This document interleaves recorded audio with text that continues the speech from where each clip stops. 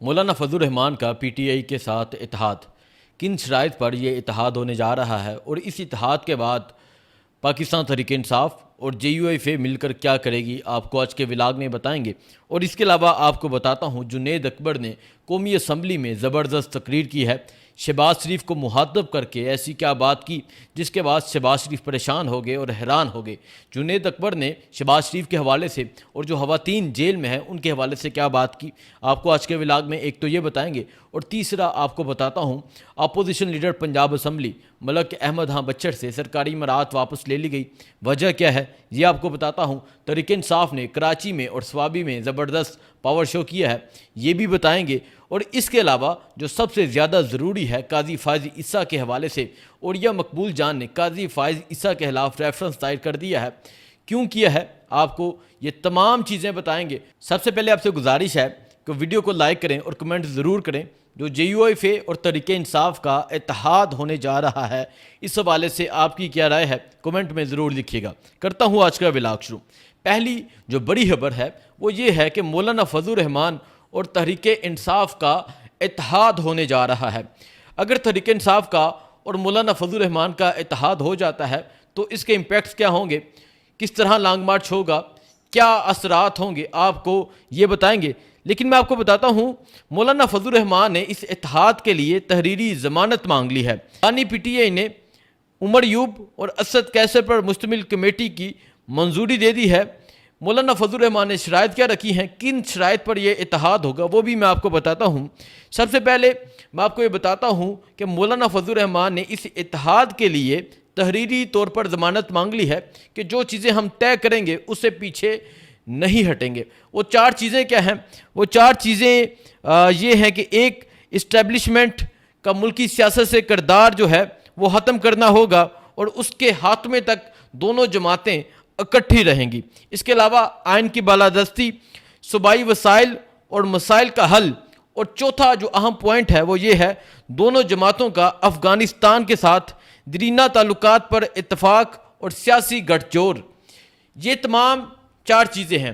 پہلا جو ضروری پوائنٹ ہے جس پر مولانا فضل الرحمان اور عمران خان کا تحریک انصاف کا اتحاد ہونے جا رہا ہے وہ یہ ہے کہ اسٹیبلشمنٹ کا سیاست سے کردار جو ہے وہ ختم کرنا ہوگا۔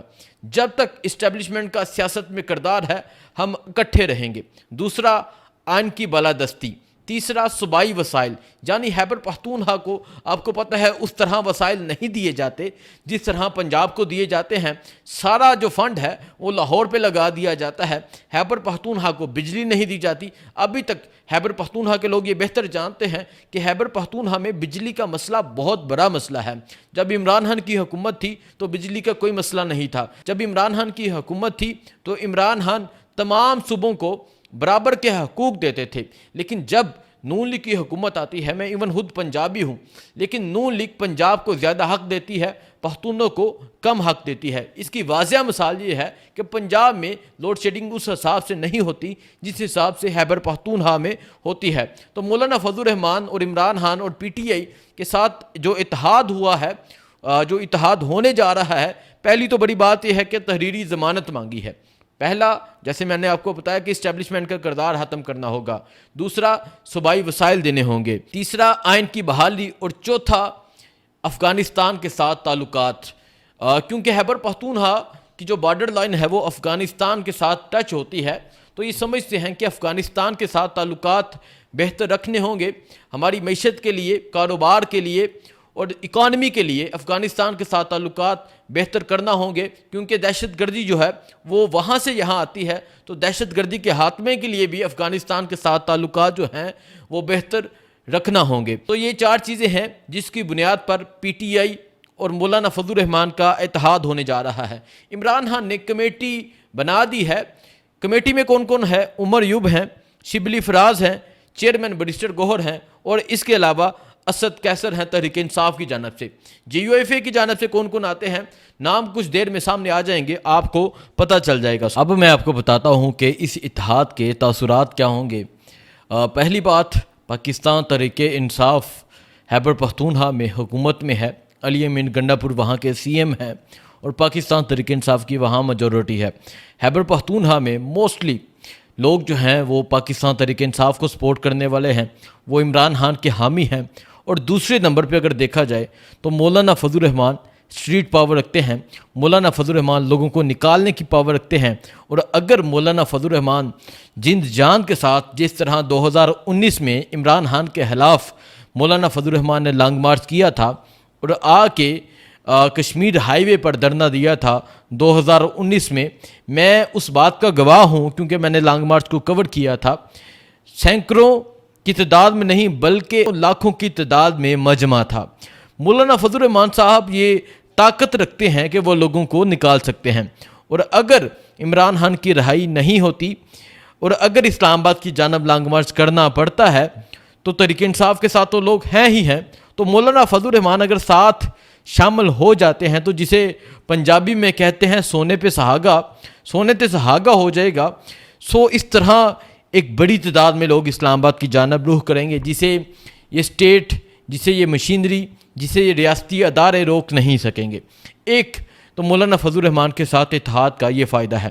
دوسرا، جس طرح معاملہ طے پائے گئے ہیں کہ اسٹیبلشمنٹ کا کردار ختم کرنا ہوگا، اگر یہ اس پہ ٹک گئے، اگر یہ اپنے موقف پہ قائم رہے تو یقیناً یہ جو کردار ہے یہ ختم تو نہیں ہوگا لیکن کافی حد تک کم ہو جائے گا۔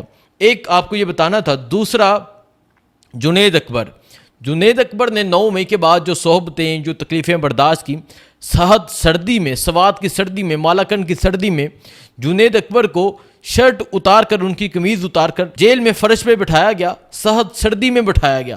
جنید اکبر کو ہتھکڑیاں لگی ہوتی تھیں لیکن جنید اکبر باہمت رہے، جنید اکبر کمزور نہیں ہوئے، ڈٹے رہے۔ جنید اکبر پھر مالاکنڈ سے الیکشن لڑتے ہیں، بھاری اکثریت کے ساتھ وہاں سے الیکشن جیتتے ہیں۔ اب جنید اکبر نے اسمبلی میں تقریر کی۔ جنید اکبر نے اسمبلی میں جب تقریر کی، وہاں شہباز شریف اور اسحاق ڈار اکٹھے بیٹھے ہوتے ہیں۔ اسحاق ڈار مفرور رہے ہیں، مجرم رہے ہیں، اشتہاری رہے ہیں، ملک سے بھاگ گئے تھے، لیکن اب عہدوں کا مزہ لینے، جس طرح اسحاق ڈار کو پاکستان ایئر فورس لے کر آئی تھی اور پھر وزیر خزانہ بنایا گیا تھا، جو عہدے دیے گئے تھے، عہدوں کو انجوائے کر رہے ہیں۔ اور دوسری طرف تحریک انصاف ہے جو مصیبتیں برداشت کر رہی ہے، تکلیفیں برداشت کر رہی ہے۔ تو جنید اکبر نے شہباز شریف کو اور نواز شریف کو اور اسحاق ڈار کو مخاطب کرتے ہوئے کہا کہ شریف برادران کہتے ہیں، نواز شریف کہتے ہیں کہ عمران خان جیل میں ہیں، میں بھی جیل میں رہ کر آیا ہوں۔ جنید اکبر کہتے ہیں کہ آپ کو پتہ ہی نہیں جیل کیا ہوتی ہے، اگر اب ہماری حکومت آئی تو آپ کو بتائیں گے کہ جیل کیا ہوتی ہے اور آپ کو جیل کا مزہ چکھائیں گے۔ اور اس کے علاوہ کہا کہ جس طرح آپ نے ہمارے ورکرز اور خواتین کے ساتھ کیا ہے، آپ کو یہ سود سمیت واپس کریں گے۔ یہ بات بہت اہم ہے جو جنید اکبر نے کہا کہ یہ سود سمیت واپس کیا جائے گا۔ بہت سے لوگ کہتے ہیں کہ معاف کر دیا جائے گا، معاف کر دیا جائے گا، لیکن کچھ ایسے لوگ ہیں جن پہ بہت ظلم ہوا ہے، جب ان سے بات ہوتی ہے تو وہ کہتے ہیں سود سمیت یہ واپس ہوگا۔ تو جنید اکبر کی تقریر سن کر شہباز شریف پریشان ہو گئے، شہباز شریف کے جو اوسان ہیں وہ ہتا ہو گئے۔ شہباز شریف دیکھتے رہ گئے کہ جنید اکبر نے کیا کہا۔ یقیناً ان کے ذہن میں یہ بات آئی ہوگی کہ جب ان کی حکومت آئے گی تو میں جیل میں کس طرح بیٹھا ہوں گا، یہ کس طرح مجھے تکلیفیں دیں گے، کیونکہ جو تکلیفیں تحریک انصاف کے ورکرز کو دی گئی ہیں، خواتین کو دی گئی ہیں، اور جو تحریک انصاف کے چیئرمین کو دی گئی ہیں، عمران خان کو جس طرح کے کمرے میں رکھا گیا ہے وہ سب نے دیکھا۔ اور دوسری طرف مریم نواز کا کمرہ بھی آپ سب نے دیکھا ہوگا، مریم نواز کو جس طرح عالی شان جو بیڈ دیا گیا تھا، اے سی لگا ہوا تھا، ایل سی ڈی لگی ہوئی تھی، اس طرح کا کمرہ دیا گیا تھا۔ جنید اکبر نے بالکل ٹھیک کہا کہ جب ہماری حکومت آئے گی تو آپ کو بتائیں گے جیل کیا ہوتی ہے، اور جو آپ نے ہمارے ورکرز کے ساتھ کیا، خواتین کے ساتھ کیا، سود سمیت واپس کیا جائے گا۔ اب بات کرتا ہوں کراچی کی اور سوابی کی۔ کراچی میں بھی تمام مینڈیٹ چھین لیا گیا۔ کراچی میں، حیدرآباد میں پاکستان تحریک انصاف جیتی تھی، لیکن وہاں تمام سیٹیں ایم کیو ایم کو دے دی گئیں۔ نبیل گبول کو بھی 1-2 کراچی کی سیٹیں پیپلز پارٹی کو دی گئیں، باقی تمام سیٹیں ایم کیو ایم کو دے دی گئیں۔ اب کراچی میں خوف کے ابو توڑ دیے گئے ہیں۔ کراچی میں آج ہزاروں کی تعداد میں ورکرز نکلے ہیں۔ فہیم خان جو وہاں سے ایم این اے رہے ہیں، ان کی قیادت میں، اس کے علاوہ حلیم عادل شیخ کی قیادت میں وہاں ورکرز نے ریلی نکالی۔ جو بجلی کی لوڈ شیڈنگ ہے وہاں بھی خیبر پختونخوا کی طرح بجلی کی لوڈ شیڈنگ کا بہت مسئلہ ہے، تو انہوں نے اس پہ احتجاج کیا اور بجلی بحالی کے لیے احتجاج کیا، عمران خان کی رہائی کے لیے احتجاج کیا۔ سو کراچی میں آج ریلی نکالی گئی، بڑی زبردست ریلی تھی، بڑی تعداد میں لوگ نکلے۔ حلیم عادل شیخ کی بات کروں تو حلیم عادل شیخ کو کئی ماہ جیل رکھا گیا۔ ہتکڑیوں میں آپ نے بہت دفعہ دیکھا ہوگا، لیکن حلیم عادل شیخ بھی عمران خان کے ساتھ ڈٹا رہا۔ جہاں کراچی میں کچھ لوگ ایسے تھے جو کہتے تھے کہ مجھے تحریک انصاف چروانے کے لیے میرے ماتھے پہ گولی مارنی پڑے گی، میں علی زیدی کی بات کر رہا ہوں، عمران اسماعیل جنہوں نے عہدوں کے مزے لیے، جو گورنر رہے، وہ جب پاکستان تحریک انصاف پہ مشکل وقت آتا ہے، عمران خان پہ مشکل وقت آتا ہے تو منٹ میں چھوڑ جاتے ہیں۔ دوسری طرف حلیم عادل شیخ، فہیم خان، اس طرح بہت سے لوگ ہیں جو عمران خان کے ساتھ ڈٹے رہے۔ سو یہ آج کی اہم چیزیں تھیں جو آپ کے سامنے رکھنی تھیں۔ اب میں آپ کو بتاتا ہوں جو سب سے زیادہ اہم بات ہے۔ عوریہ مقبول جان نے قاضی فائز عیسیٰ کے خلاف سپریم جوڈیشل ریفرنس دائر کر دیا ہے۔ قاضی فائز کا جو کردار ہے، قاضی فائز کا جو تحریک انصاف کے ساتھ کردار رہا ہے، کبھی بدلہ لے لیا جاتا ہے اور اگر کوئی کیس لگتا ہے تو کراس کوسچننگ کی جاتی ہے۔ تحریک انصاف کے ساتھ جو قاضی صاحب نے کیا ساری قوم جانتی ہے۔ عوریہ مقبول جان نے بہت ہمت اور بہادری کا مظاہرہ کیا، انہوں نے قاضی فائز عیسیٰ کے خلاف سپریم جوڈیشل ریفرنس دائر کر دیا ہے۔ اس ریفرنس دائر کرنے کے بعد اس کے نتائج کیا ہوتے ہیں دیکھا جائے گا۔ سو ہر آنے والا دن پاکستان تحریک انصاف کے لیے بہت اہم دن ہے، آپ کو اپڈیٹ دیتے رہیں گے۔ چینل کو سبسکرائب کریں، لائک کریں، بہت شکریہ، اللہ حافظ۔